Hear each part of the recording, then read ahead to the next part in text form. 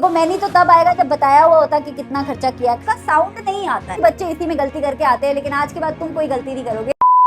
हाय बच्चों, मेरा नाम है शुभम पाठक, वेलकम टू माय चैनल। आज हम लोग करने वाले हैं सीबीएसई क्लास 10 इंग्लिश ग्रामर का एक बहुत इंपॉर्टेंट टॉपिक जिसका नाम है डिटर्मिनर्स। तो आज हम बहुत ही कम टाइम के अंदर सारे तरीके के डिटर्मिनर्स पढ़ने वाले हैं, इनफैक्ट क्वेश्चंस भी करने वाले हैं, सो दैट इस वीडियो के बाद आप डिटर्मिनर्स का एक एक क्वेश्चन खुद से सॉल्व कर पाओ। तो चलो सबसे पहले मैं बताती हूँ कि डिटर्मिनर्स होते क्या हैं। देखो बच्चा, डिटर्मिनर्स वो शब्द होते हैं जो आप संज्ञा से पहले लगाते हो, यानी कि नाउन से पहले लगाते हो, और वो नाउन की किसी ना किसी फीचर्स की तरफ इंडिकेट कर रहे होते हैं। How many, which one, whose या फिर what kind, इस तरीके के नाउन से रिलेटेड क्वेश्चंस को जो शब्द आंसर करेंगे और जो नाउन से पहले लगेंगे उन्हें आप बोलोगे डिटर्मिनर्स। वैसे तो बहुत सारे डिटर्मिनर्स होते हैं, but the ones that are in our syllabus are possessive, we also have quantifiers, हम सबके OG articles and demonstratives।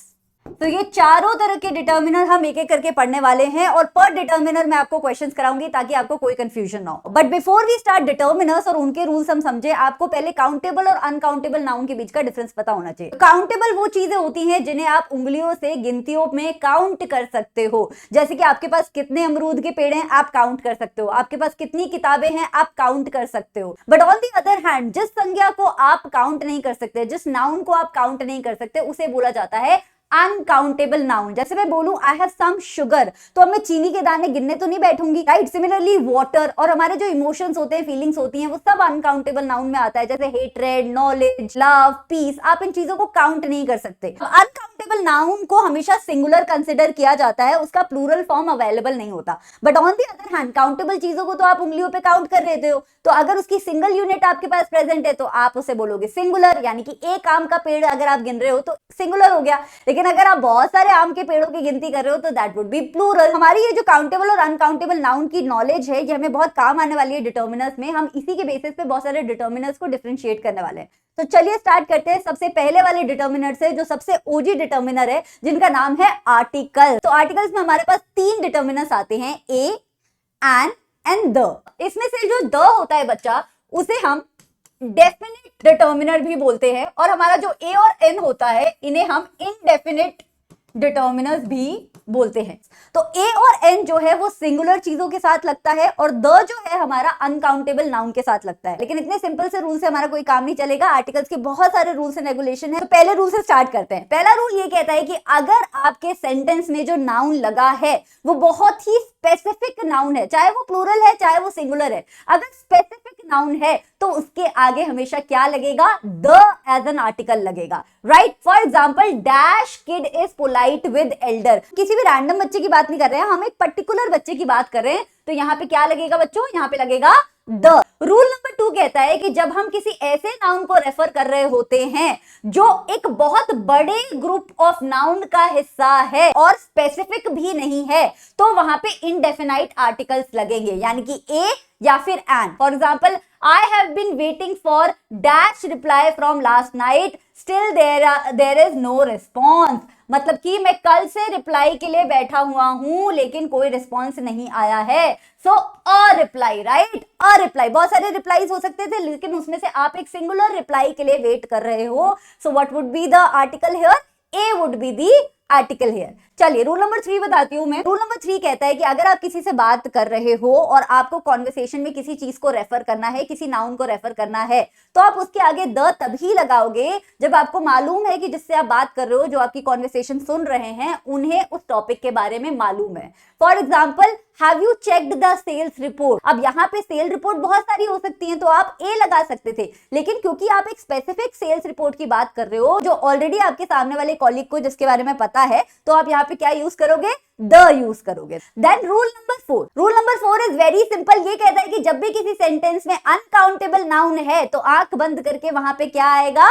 The as an article आएगा। For example, He dropped all the sugar on the ground। अब कोई गिनने तो नहीं बैठ रहा ना कि कितनी चीनी के दाने गिरे, तो obviously it is an uncountable noun, और साथ में हमने क्या लगा दिया?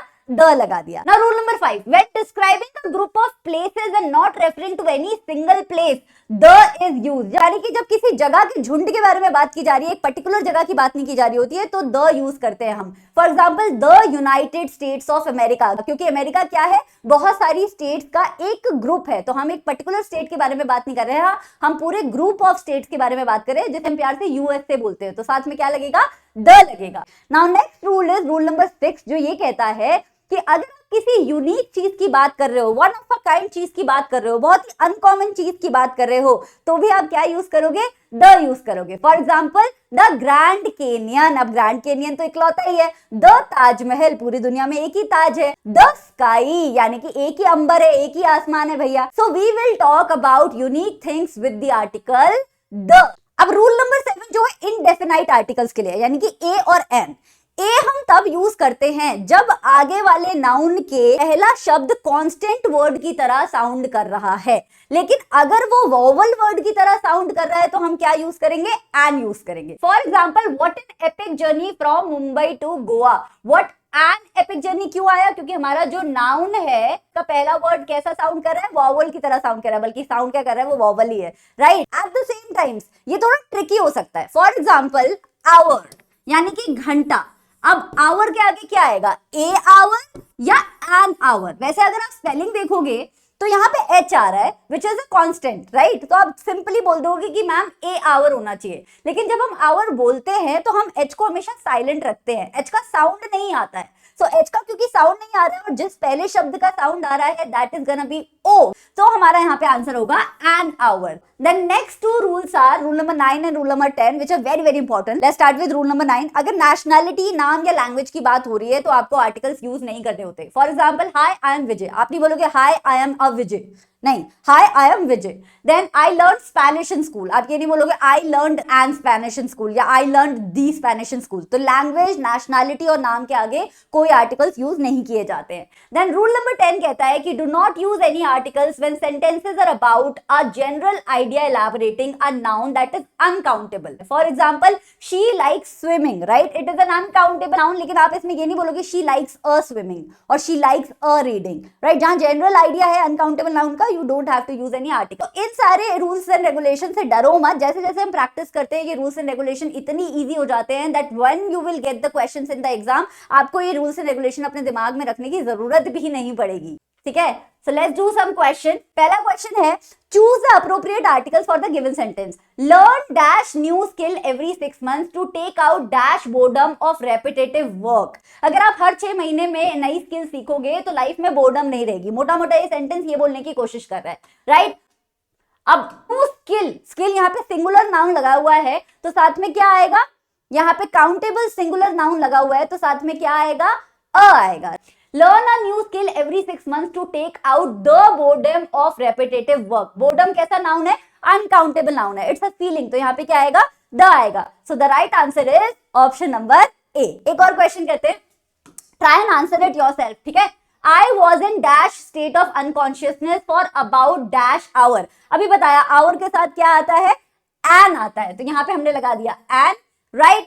अब यहाँ पे क्या आएगा, I was in a state of unconsciousness. State क्या है, सिंगुलर नाउन है, तो यहाँ पे क्या आएगा, I was in a state of unconsciousness, right? So the right answer is option number 3.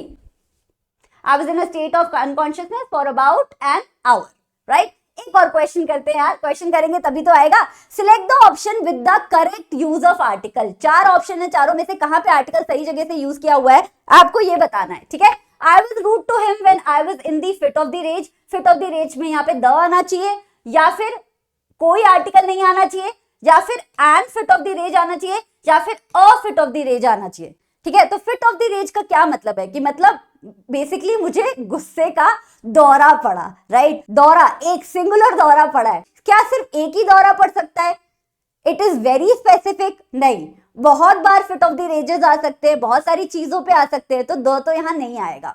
कोई आर्टिकल यूज नहीं करेंगे तो सेंटेंस नहीं बन पा रहा है। एन यूज करेंगे क्या, एन क्यों यूज करेंगे भैया, वॉवल साउंड आ ही नहीं रहा है, तो बचा क्या हमारे पास, ए बचा। फिट ऑफ रेज काउंटेबल, एक फिट आया है तो हम क्या यूज करेंगे, a fit of the rage. So the right answer is option number D.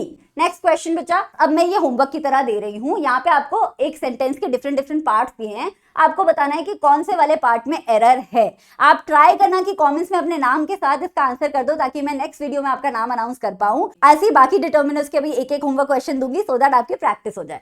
चलिए नेक्स्ट इज डेमोन्स्ट्रेटिव डिटर्मिनर्स। ये वो शब्द होते हैं जो एक नाउन के आगे लग के उनकी तरफ इशारा कर रहे होते हैं, और वो बता रहे होते हैं कि जिस चीज के बारे में या जिस इंसान के बारे में बात हो रही है वो कहाँ पे है, उसकी पोजीशन क्या है। समझते चलो, रूल्स देखते हैं। This, that, these and those, ये 4 तरीके के हमारे पास डेमोन्स्ट्रेटिव डिटर्मिनर्स होते हैं।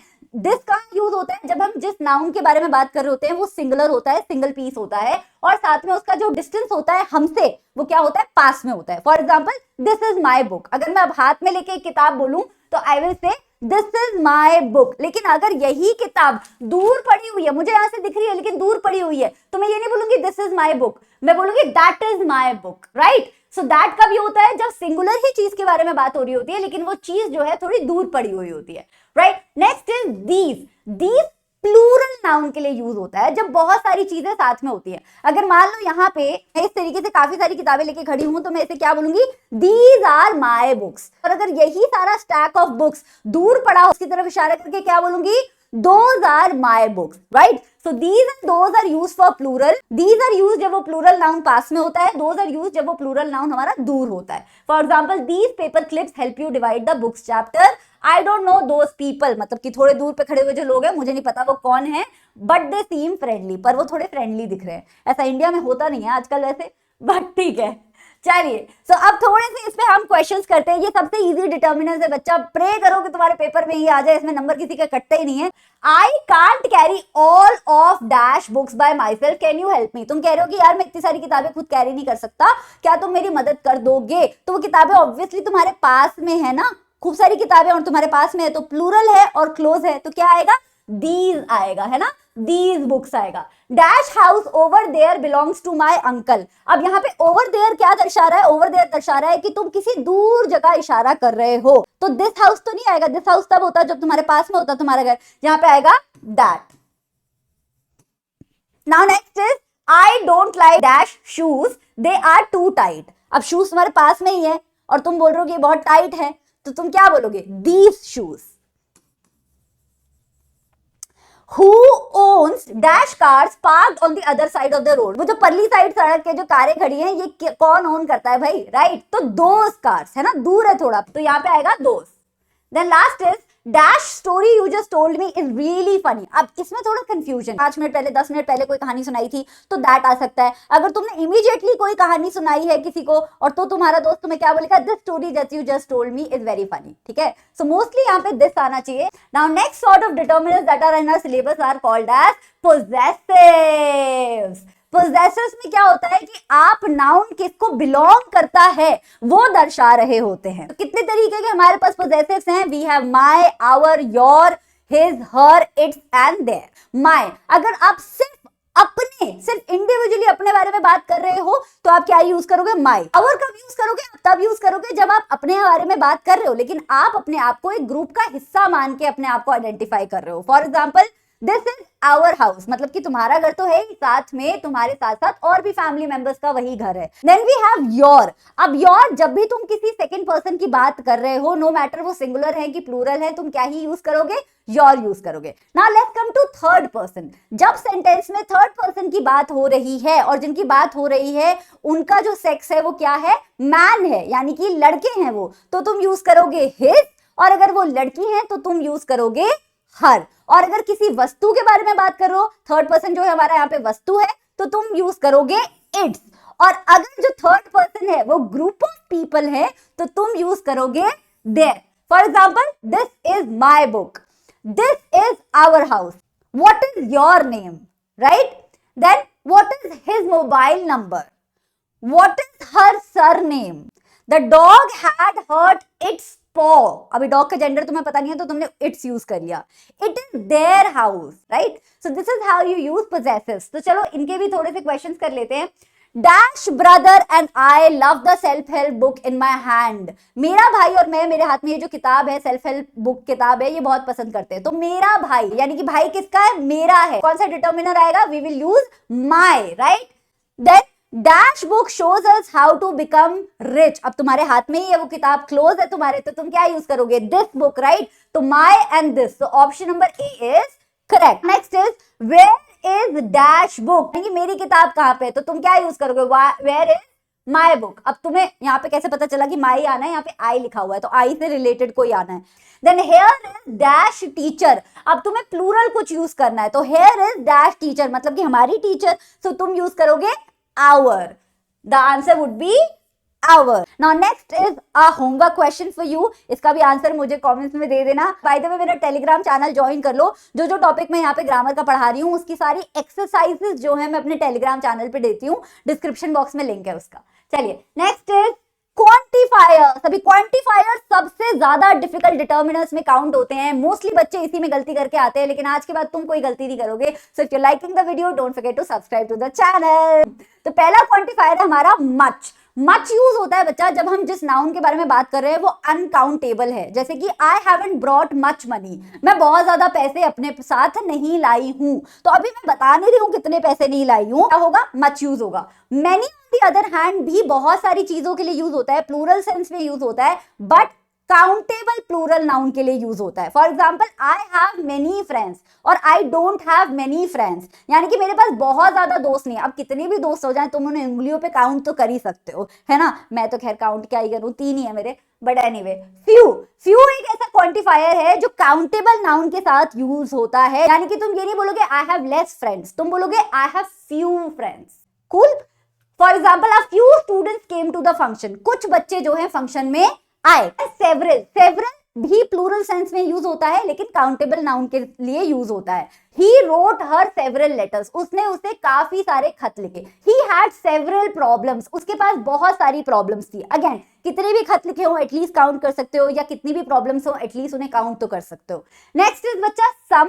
सम यूज होता है डिपेंडिंग अपॉन द सिचुएशन। सम कभी कभी काउंटेबल नाउन के लिए भी यूज होता है, कभी कभी अनकाउंटेबल नाउन के लिए भी यूज होता है। For example you should have some patience. अभी पेशेंस क्या है? यहाँ पे अनकाउंटेबल नाउन है, लेकिन उसके साथ भी मैंने क्या लगा दिया है? सम लगा दिया है। लेकिन इस सेंटेंस को देखो, some things were not right there, यानी कि कुछ चीजें वहां पे सही नहीं थी। तो जो चीजें सही नहीं थी तुम उन्हें गिनतियों में काउंट कर सकते हो। तो यहाँ पे कैसे यूज हुआ है? काउंटेबल थिंग्स के लिए यूज हुआ है, यहाँ पे अनकाउंटेबल नाउन के साथ यूज हुआ है। बच्चा लिटिल, लिटिल भी अनकाउंटेबल नाउन के साथ यूज होता है, हमेशा एक क्वांटिटी के लिए यूज होता है, ना कि नंबर्स के लिए यूज होता है। फ्यू हो गया, सेवरल हो गया, ये सब नंबर्स के लिए यूज होते हैं। लिटिल जो है हमारा क्वांटिटी के लिए यूज होता है। For example there is little water in my glass, मेरी ग्लास में बहुत कम पानी है। अभी पता नहीं ना कितना पानी है, तुम काउंट नहीं कर सकते। देन वी हैव मोर, मोर भी बोथ के लिए यूज हो सकता है। For example do you want more soup, अगर तुम किसी से पूछ रहे हो तुम्हें थोड़ा सूप और चाहिए, तो कितना सूप भाई? तुम बता नहीं रहे हो कि 2 चम्मच 3 चम्मच। सूप इज एनीवे अनकाउंटेबल, तो यहाँ पे तुमने मोर को अनकाउंटेबल नाउन के साथ यूज किया। But at the same time you can use more like this also. I want more books, more books, तो obviously you can count कितनी किताबें तुम्हें चाहिए, तो यहाँ पे countable के साथ है। Then we have enough, enough भी दोनों जगह यूज होता है। अगर तुम बोल रहे हो I have had enough, हो गया बस मेरा, मतलब तो कितना हो गया क्वांटिफाई नहीं कर सकते ना तुम, कितना हो गया, तो यहाँ पे अनकाउंटेबल नाउन है। बट अगर तुम बोल रहे हो आई हैव इनफ बुक्स और आई हैव इनफ नोटबुक्स और आई हैव इनफ फ्रेंड्स, तो मतलब तुम काउंट कर सकते हो। यहाँ पे मैं तुम्हें बता रही हूँ कि सम, एनी, मेनी और मच को डिफरेंशिएट करने का तरीका क्या है। तो देखो बच्चा, 4 चीजों पे तुम्हें निगरानी रखनी है। एक है क्वांटिटी, एक है कि सेंटेंस का टाइप क्या है, मतलब सेंटेंस की कॉनोटेशन क्या है। दूसरा है नाउन का टाइप क्या है, जिस नाउन के आगे तुम यूज कर रहे हो डिटर्मिनर। और चौथा है कि सेंटेंस की टोन क्या है, एटीट्यूड क्या है सेंटेंस का। अब सेंटेंस टाइप्स तुम्हें पता है 3 तरीके के होते हैं, या तो पॉजिटिव सेंटेंस होगा, या नेगेटिव सेंटेंस होगा, या फिर क्वेश्चन मार्क सेंटेंस होगा। आई have many books, I don't have many books, do I have enough books, right? तो 3 तरीके के सेंटेंस है, positive, negative and question mark. Now some as a determiner वहां यूज होता है जहां पे लिमिटेड क्वांटिटी की बात हो रही होती है और सेंटेंस टाइप या तो पॉजिटिव होता है या तो क्वेश्चन मार्क होता है। बोलोगे मैम ये कैसे याद करेंगे, हम तो कंफ्यूज हो जाएंगे। तुमको रट्टा नहीं लगाना है, तुमको एक बार ये समझ के क्वेश्चंस निकालने हैं, उसके बाद ये रूल्स को दिमाग में रखने की भी जरूरत नहीं पड़ेगी। देखो सम के मैंने पीछे एग्जांपल्स बताए थे, ये रहा सम का example, you should have some patience, या some things were not right there. अब यहां से कंसिडर करो, राइट, लिमिटेड क्वांटिटी की बात हो रही थी, there were some things that were not right in the place, तो कुछ ही चीजें गलत थी, तो लिमिटेड क्वांटिटी। पॉजिटिव सेंटेंस होता है यूजुअली, या फिर क्वेश्चन मार्क होता है। Do you have some milk, it is a question. Now I have some milk, it's a positive sentence, right? Then noun type plural countable होगा या तो, यानी कि प्रॉब्लम्स क्या है, काउंटेबल है बट प्लूरल है एट द सेम टाइम, या फिर अनकाउंटेबल होगा, जैसे कि patience, you should have some patience, patience is uncountable, milk is uncountable. Then next is बच्चा एनी तब यूज होता है जब कोई क्वांटिटी आपके पास अनस्पेसिफाइड होती है। At the same time mostly any वाले जो सेंटेंसेस होते हैं या तो क्वेश्चन वाले होते हैं या फिर नेगेटिव सेंटेंसेस होते हैं। Do you have any milk, तो इसकी जो टोन है वो ये है कि क्या तुम्हारे पास थोड़ा भी दूध है, तो नेगेटिव कॉनोटेशन निकल रही है। एट द सेम टाइम अगर तुम पूछ रहे हो do you have some milk, तो यहाँ पे पॉजिटिव कॉनोटेशन निकल रही है। तो एनी वाले सेंटेंसेस की मोस्टली नेगेटिव कॉनोटेशन होती है। साथ में यहाँ पे जो नाउन होता है वो अगेन या तो प्लूरल काउंटेबल होता है या फिर अनकाउंटेबल नाउन होता है। नाउ नेक्स्ट इज मेनी तब यूज होता है जब लार्ज नंबर ऑफ थिंग्स की बात हो रही है but at the same time वो थिंग्स जो है काउंटेबल है। आई हैव मेनी फ्रेंड्स, चाहे जितने मर्जी मेरे दोस्त हो, 50, 100, 150, मैं एटलीस्ट उन्हें काउंट कर सकती हूँ, so that will come in your plural countable noun. अब ये मेनी क्वेश्चन में भी यूज हो जाता है, नेगेटिव में भी यूज हो जाता है, पॉजिटिव में भी हो जाता है। Do I have many friends, I have many friends, I don't have many friends, right, तीनों तरीके के सेंटेंस में यूज हो गया। देन मच लार्ज क्वांटिटीज के लिए यूज होता है लेकिन अनकाउंटेबल क्वांटिटीज के लिए यूज होता है। आई have much happiness, I have much love for him, right, तो लव को क्या क्वांटिफाई कर सकते हो, क्या हैप्पीनेस को क्वांटिफाई कर सकते हो, नहीं। तो अब इसमें भी सेंटेंसेस नेगेटिव और क्वेश्चन वाले होते हैं मोस्टली, लेकिन पॉजिटिव सेंटेंस भी होते हैं। जैसे मैंने बोला I have much love inside me for him, right, it's a positive sentence, but mostly much वाले सेंटेंसेस जो होते हैं नेगेटिव या क्वेश्चन होते हैं। Now next difference that you have to study is between few and a few. पहले बात करते हैं अ फ्यू की। अ फ्यू लगेगा बच्चा जहां पे तुम पॉजिटिव तरीके से किसी क्वांटिटी को रेफर कर रहे हो। जिस भी सेंटेंस में अ फ्यू लगता है वहां पे अर्थ पता है क्या निकल रहा होता है, अर्थ निकल रहा होता है कि थोड़ी सी क्वांटिटी अवेलेबल है, थोड़ा कुछ अवेलेबल है। पहले तुम डिटर्मिनर लगा देते हो अ फ्यू और साथ में लगा देते हो प्लूरल काउंटेबल नाउन। फ्यू हमेशा फ्यू सेवरल किसके साथ यूज होता है, काउंटेबल के साथ यूज होता है, जैसे आई have few friends. Now next is few बच्चा, फ्यू रिप्रेजेंट करता है नेगेटिव क्वांटिटी। यूज कैसे करते हो, फ्यू लगाते हो साथ में तुम प्लूरल काउंटेबल नाउन लगा देते हो। अब एक ही सेंटेंस के हम दो वेरिएशन देखेंगे और समझेंगे कि कहां पे अ फ्यू लगता है और कहां पे फ्यू लगता है। फॉर एग्जांपल तुम्हारे सेम शहर में बहुत ज्यादा दोस्त नहीं है, इसको देखने के दो नजरिए हो सकते हैं। एक तुम बोल सकते हो he has got a few good friends in the city so he is happy, मतलब उसके थोड़े से अच्छे दोस्त तो रहते ही हैं शहर में तो वो खुश है, तो यहाँ पे पॉजिटिव कॉनोटेशन है सेंटेंस का, तो क्या लगेगा, अ फ्यू लगेगा। On the other hand I have got few friends in the city so I am lonely, मेरे जो शहर में कम ही दोस्त है तो मैं लोनली हूँ, तो यहाँ पे क्या नेगेटिव कॉनोटेशन है, तो यहाँ पे फ्यू लगा है, अ फ्यू नहीं लगा हुआ है। नाउ आगे बहुत सारे क्वेश्चंस करेंगे, डरो मत, ये रूल्स अच्छे से चमक जाएंगे। नेक्स्ट इज बच्चा अ लिटिल एंड लिटिल। तो a little again a few की तरह पॉजिटिव कॉनोटेशन वाले सेंटेंसेस में लगता है, लेकिन लिटिल लगता है अनकाउंटेबल नाउन के लिए, फ्यू लगता है काउंटेबल प्लूरल नाउन के लिए। जिस सेंटेंस में अ लिटिल लगा हुआ है उसका मतलब है कि किसी स्मॉल क्वांटिटी में ही सही, कुछ क्वांटिटी में कुछ तो चीज अवेलेबल है। फॉर एग्जांपल आप किसी दुकानदार से बोलो can not you discount it a little, क्या आप थोड़ा मुझे और डिस्काउंट नहीं दे सकते, तो पॉजिटिव कॉनोटेशन है। या फिर she got a little bit of a pie, उसके पास थोड़ी सी पाई पड़ी, मतलब उसके पास थोड़ी सी पाई पड़ी है यार, ये तो खुश होने की बात है, पॉजिटिव कॉनोटेशन है। Then on the other hand little जब यूज होता है सिर्फ, तो नेगेटिव क्वांटिटी को जस्टिफाई कर रहा होता है, क्योंकि उसका सेंटेंस में अर्थ निकलता है कि आपके पास ऑलमोस्ट कुछ भी नहीं बचा है, सब कुछ खत्म होने वाला है। For example I have had little food since morning, यानी कि मैंने सुबह से बहुत थोड़ा खाना खाया, तो यहाँ से सेंटेंस में से मतलब क्या निकल रहा है कि मैंने सुबह से ऑलमोस्ट कुछ खाया ही नहीं है। या फिर there was little time to finish my homework, मतलब मेरे पास अपना होमवर्क खत्म करने के लिए बिल्कुल ही टाइम नहीं बचा था। अब चलते हैं हम क्वांटिफायर्स के क्वेश्चन करते हैं। I don't have dash to say, तो बात करना क्या है, अनकाउंटेबल चीज है भैया, कितनी भी बातें कर सकते हो, गिन थोड़ी सकते हो कितनी बातें कर रहे हो, मच आएगा बच्चा। So right option is option number A. Then only dash toys have been sold since morning. Toys को तो गिन सकते हो, चाहे जितने मर्जी टॉयज बिके हो आपकी दुकान में, आप गिन तो सकते ही हो। तो यहाँ पे क्या आएगा, अ फ्यू आएगा बच्चा, only a few toys have been sold since morning. Now next question is dash left. अब यहाँ पे इज लगा हुआ है बच्चा, अगर प्लूरल काउंटेबल नाउन होता तो यहाँ पे आर होता है, यहाँ पे सिंगुलर ही हमको दिख रहा है वर्ब, तो यहाँ पे क्या आएगा, anyone, option number D. Now next is we should inform dash of them, हमें इन्फॉर्म कर देना चाहिए। किन्हें करोगे इन्फॉर्म, मैनी को कर दोगे क्या, नहीं, सेंटेंस सही नहीं बन रहा। एवरी को कर दोगे, नहीं। फ्यू को कर दोगे, सिर्फ फ्यू लोगों को इन्फॉर्म करोगे, we should inform few of them, नहीं, ये तो गलत लग रहा है। तो the right answer is option number D, we should inform all of them. Next question is they have spent dash for their sons wedding. देखो मैनी तो तब आएगा जब बताया हुआ होता कि कितना खर्चा किया, काउंटेबल होता। All for their sons wedding, all of what वो यहाँ पे बताया नहीं है, all of what, all of the property, all of the savings वो बताया नहीं है, right. The little they have spend the little for their, the little तो लगता ही नहीं, अ लिटिल होता तो फिर भी हम सोचते। तो यहाँ पे बचा क्या हमारा answer, they have spent enough for their sons wedding, अपने बेटे की शादी के लिए इनफ खर्चा कर चुके हैं भाई वो। Then can I borrow dash sugar, sugar क्या है हमारा अनकाउंटेबल नाउन है, तो क्या आएगा इसके साथ, सम लगेगा। Can I borrow some sugar, यानी कि थोड़ी सी चीनी मिल सकती है क्या मुझे। चलते थोड़े से डिटर्मिनर्स और करते हैं बच्चा, हमारे पास इंटेरोगेटिव डिटर्मिनर्स भी बचे हैं, यूजुअली पेपर में आते नहीं है बट बहुत छोटे से 30 सेकंड में समझ आ जाएगा तो पढ़ लेते हैं। तीन है हमारे पास, एक है व्हाट, एक है विच और एक है हुज। पहला हमारे पास व्हाट, तो जब तुम किसी चीज की स्पेसिफिक इन्फॉर्मेशन के बारे में पूछ रहे होते हो तो लगता है what, like what is your name, तुम्हारा नाम क्या है, किसी और का नाम नहीं पूछ रहे हो, तुम्हारा ही नाम पूछ रहे हैं। व्हाट इज योर प्रॉब्लम, तुम्हारी प्रॉब्लम क्या है, राइट, स्पेसिफिकली तुम पूछ रहे हो तो व्हाट लगेगा। On the other hand which लगता है जब तुम ग्रुप ऑफ चीजों में से, जब तुम किसी पर्टिकुलर चीज के बारे में इंफॉर्मेशन मांग रहे होते हो।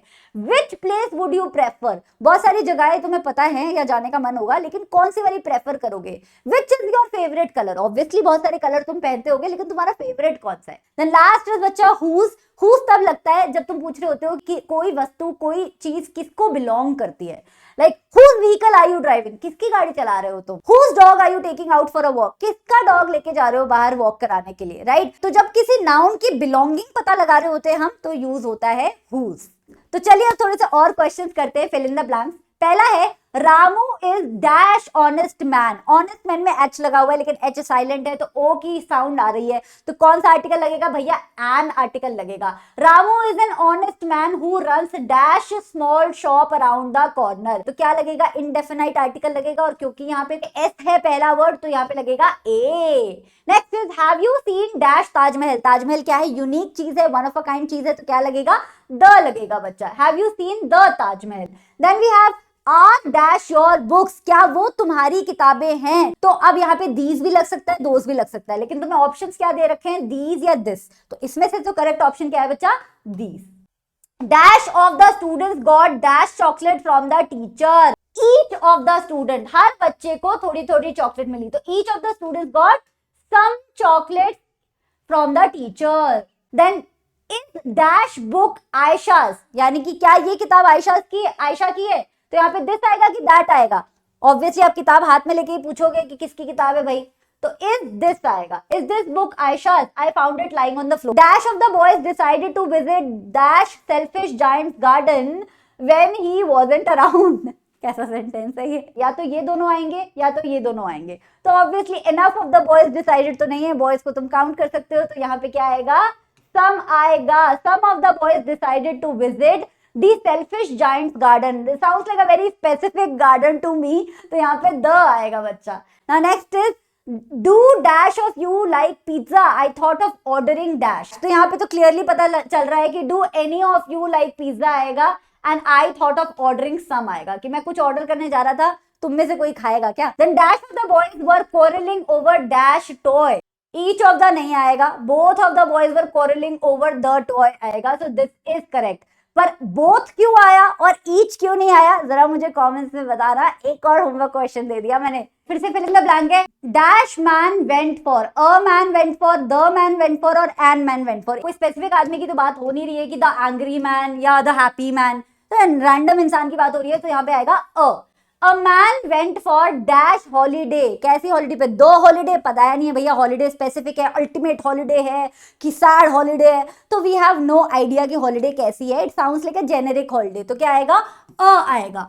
सो a man went for a holiday to dash place, again specificity नहीं बताई है जगह की, ऐसे रैंडम चल रहा है मामला, तो यहाँ पे भी क्या आएगा, आएगा। टू अ प्लेस नियर, अब सी के आगे यूनिक चीज आ गई, दुनिया में बथेरी चीज नहीं है, कमी सी है, तो यहाँ पे यूनिक एक चीज आ गई है, तो यहाँ पे लगेगा the. Dash morning he went for a swim in the sea, on dash days the sea was rough but on dash days it was calm, on most days, अगर सम होता सम भी ठीक होता, लेकिन यहाँ पे तो हमारा मोस्ट ही बन रहा है, on most days the sea was rough but on some days, कुछ दिन जो है आपका समंदर शांत था। अब इस सेंटेंस के अकॉर्डिंग तो ऐसा पता चल रहा है कि वो आदमी रोज ही गया है समुद्र में नहाने, तो यहाँ पे correct answer would be every. ठीक है जी। नेक्स्ट क्वेश्चंस मैंने यहाँ पे थोड़े से दे रखे हैं, इनके आंसर्स तुम्हें डिस्क्रिप्शन बॉक्स में मिल जाएंगे। डोंट फॉरगेट कि वीडियो को पॉज करके I would want you to answer them yourself and then check with the answer key that I have provided. ठीक है, नेक्स्ट टॉपिक होने वाला है हमारा सब्जेक्ट वर्ब वाला, तो अगले लेक्चर में भी आइएगा और चैनल को प्लीज सब्सक्राइब करिएगा। वीडियो अच्छी लगी हो तो please like it and share it with your friends. I will see you next time.